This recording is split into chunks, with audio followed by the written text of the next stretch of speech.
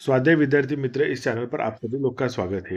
दोस्तों, आज हम सातवीं हिंदी का सुलभ भारती का दूसरी इकाई का सातवां पाठ रहस्य इसका स्वाध्याय देखने वाले हैं।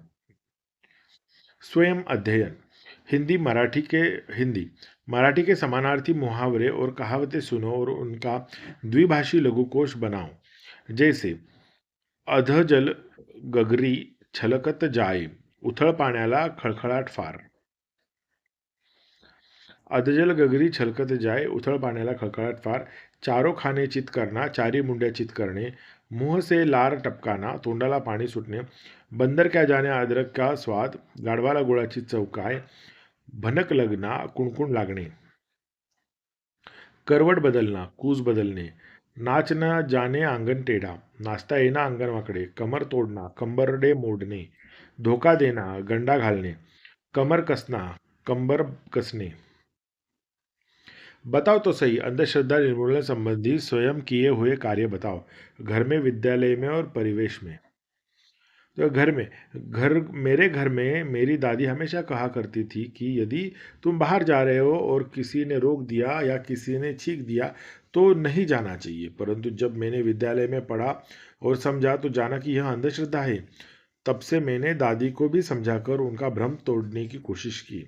विद्यालय में मेरा एक सहपाठी है जिसका घर विद्यालय के पास में ही है।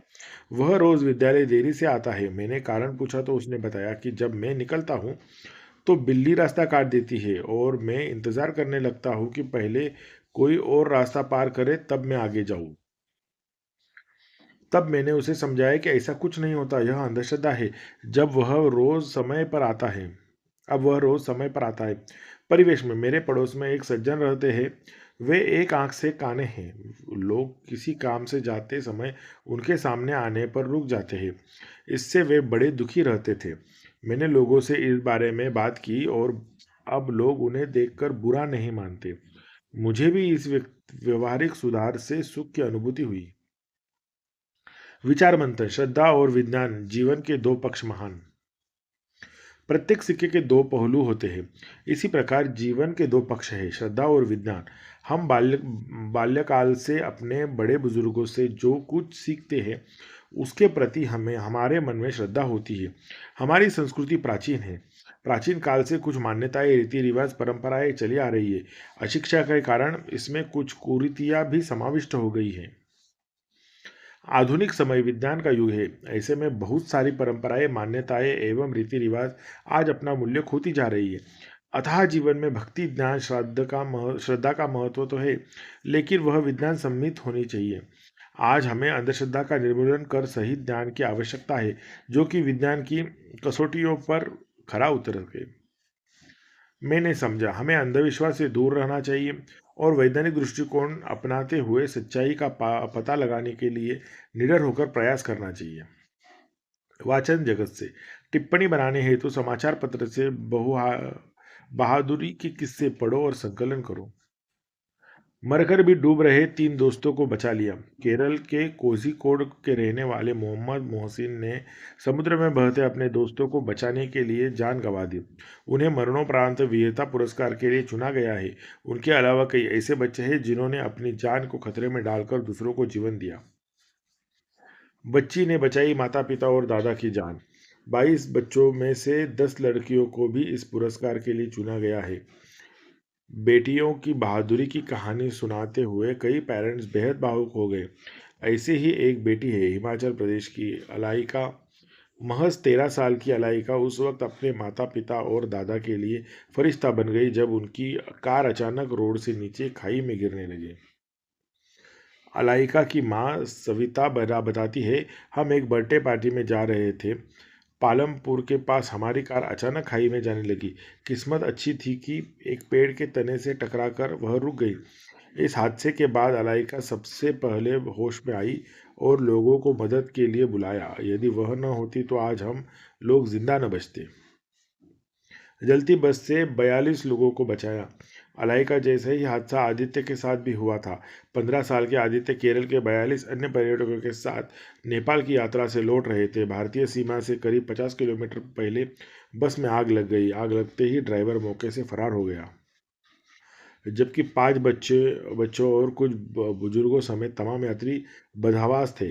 बस के दरवाजे बंद थे। इस बीच आदित्य ने हथौड़े से बस का पिछला शीशा तोड़ दिया। इस दौरान उनके हाथ और पैरों में शीशे से चोटें भी लगी। आदित्य की यह वीरता ही एक थी कि एक बस के डीजल टैंक के फटने से पहले सभी यात्री निकल पाए। आतंकी फायरिंग से पेरेंट्स और बहनों को बचाया। कश्मीर के कुपवाड़ा जिले की चौकी बल और तुमीना में पाकिस्तान ने फायरिंग शुरू कर दी। 16 साल के मुगल उस वक्त घर में ही थे। उनके घर की पहली मंजिल पर पाकिस्तान का एक गोला आकर गिरा। वह बाहर निकल आए, लेकिन तभी उन्हें याद आया कि उनके पेरेंट्स और 2 बहनें भी अंदर ही हैं। इसके बाद वह तुरंत घर गए और अपनी 2 बहनों को सुरक्षित बाहर निकाल लाए। इसके बाद मकान ढहने से पहले उन्होंने माता पिता और को जगाकर बाहर निकाला। अशरफ ने हेलीकॉप्टर क्रैश में चलाया बचाव अभियान। भारतीय वायुसेना का हेलीकॉप्टर क्रैश हो गया था। बड़गाम में हुए इस हादसे के बाद मौके पर पहुंचने वाले लोगों में 18 साल के अशरफ भी थे। उन्होंने उस मलबे में एक व्यक्ति को जिंदा देखकर उसके बाद अपनी जान पर खेलकर घायल शख्स को निकाला। हालांकि उनकी जान नहीं बच सकी। इसके बाद घटनास्थल पर पहुंची एनडीआरएफ की टीम के साथ भी वह बचाव कार्य में जुटे रहे। सुनो तो जरा पाठों में आगे आए हुए मूल्यों को सुनो।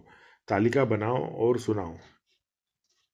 अंधश्रद्धा से दूर रहना, सच्चाई का पता लगाना, वैज्ञानिक दृष्टिकोण अपनाना, निडर होकर बहादुरी से सही मार्ग पर चलना, गलत कार्य करने वाले लोगों के खिलाफ आवाज उठाना। सदैव ध्यान में रखो, बड़ों की आज्ञा का पालन करना चाहिए।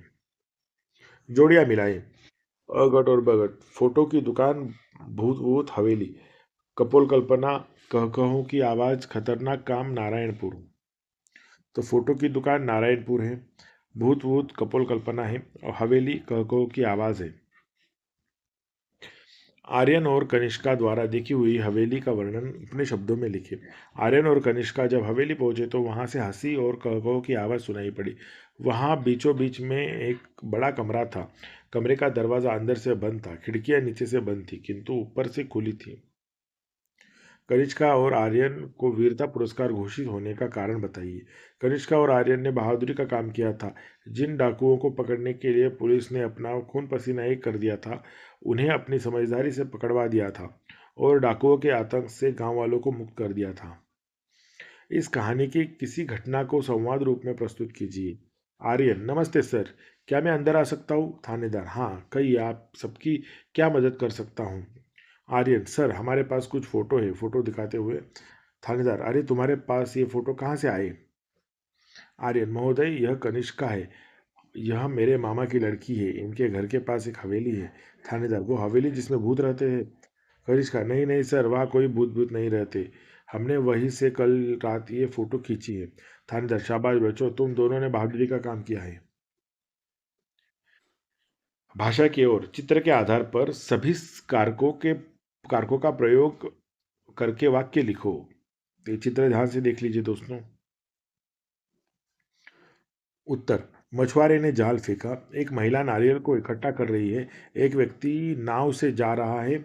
एक लड़की मछलियों के लिए दाना डाल रही है। एक व्यक्ति पेड़ से नारियल तोड़ता है। महिला का पुत्र आ रहा है। मछुआरे के जाल में बहुत मछलियां हैं। अरे, तुम आ गए। दोस्तों, अगर ये वीडियो आपको अच्छा लगा हो तो इस वीडियो को लाइक कीजिए और चैनल को सब्सक्राइब कर बेल आइकन प्रेस कीजिए। और अगला वीडियो आपको कौन सा चाहिए मुझे कमेंट बॉक्स में कमेंट करके बताइए। धन्यवाद।